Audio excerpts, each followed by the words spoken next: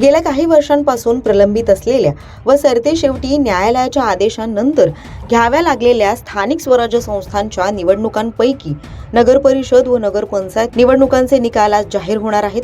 शेवटच्या क्षणी देखील या निवडणुकांपैकी काही जागांच्या निवडणुका या 2 डिसेंबरहून थेट 20 डिसेंबरपर्यंत पुढे ढकलल्या गेल्या. त्यामुळे या निवडणुकांमध्ये मतदार नेमके कुणाच्या बाजूने कौल देणार याबाबत उत्सुकता निर्माण झाली आहे.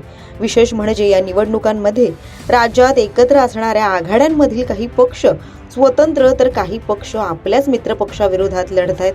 दरम्यान आजचे हे निकाल हाती येण्यापूर्वीच महाराष्ट्रातील 3 ठिकाणी नगराध्यक्षपदाच्या निवडणुकांचे निकाल हे बिनविरोध लागले आहेत. हे निकाल नेमके कुठले आहेत याबद्दलची सविस्तर माहिती या व्हिडिओच्या माध्यमातून जाणून घेऊयात. नमस्कार, आपण पाहताय लोकसत्ता लाईव्ह. महाराष्ट्रात 3 ठिकाणी नगराध्यक्षपदाच्या निवडणुकांचे निकाल बिनविरोध लागले आहेत. या 3ही ठिकाणी महिला नगराध्यक्ष निश्चित झाल्या असून 3ही उमेदवार हे भारतीय जनता पक्षाचे आहेत. यामध्ये साधना महाजन जामनेर मधून निवडून आल्या आहेत, तर दोंडाईचा मधून नयन कुंवर रावल यांची बिनविरोध निवड झाली आहे. त्याचबरोबर अनगर मधून प्राजक्ता पाटील यांची बिनविरोध निवड झाली आहे.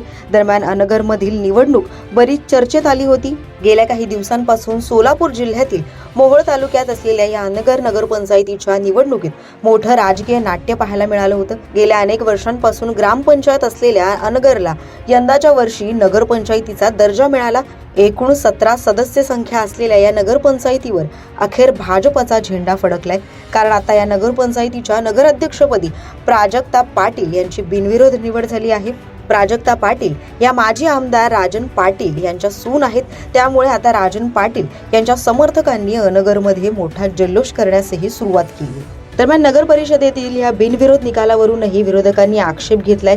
निवडणुकीआधीच भाजपच्या 100 नगर परिषद सदस्यांची बिनविरोध निवड झाल्याचा गंभीर आरोप विरोधकांकडून करण्यात आला आहे. निवडणुकीच्या आधीच भाजपच्या 100 नगर परिषद सदस्यांची बिनविरोध निवड झाल्याची माहिती भाजपचे प्रदेशाध्यक्ष रवींद्र चव्हाण यांनी दिली.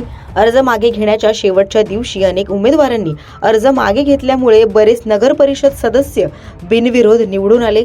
रवींद्र चव्हाण यांनी ही माहिती देताच विरोधकांकडून आता सरकारवर गंभीर आरोप केला जातोय आणि घराणेशाहीच्या राजकारणावरही प्रश्न उपस्थित केले जात आहेत. काँग्रेसचे प्रदेशाध्यक्ष हर्षवर्धन सपकाळ यांनी भाजपावर सत्तेचा उघडपणे गैरवापर केल्याचा आरोप केलाय. ते म्हणाले की त्यांनी बिहारमध्ये जंगल राज हा शब्द वापरला, पण इथे ते विरोधकांच्या उमेदवारांना धमकावत आहेत.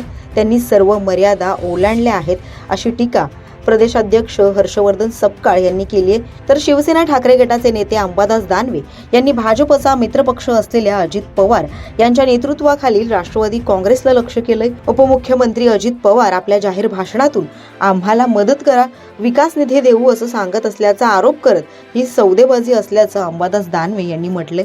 दरम्यान सत्ताधारी आणि विरोधकांचे हा आरोप प्रत्यारोप सुरूच राहतील.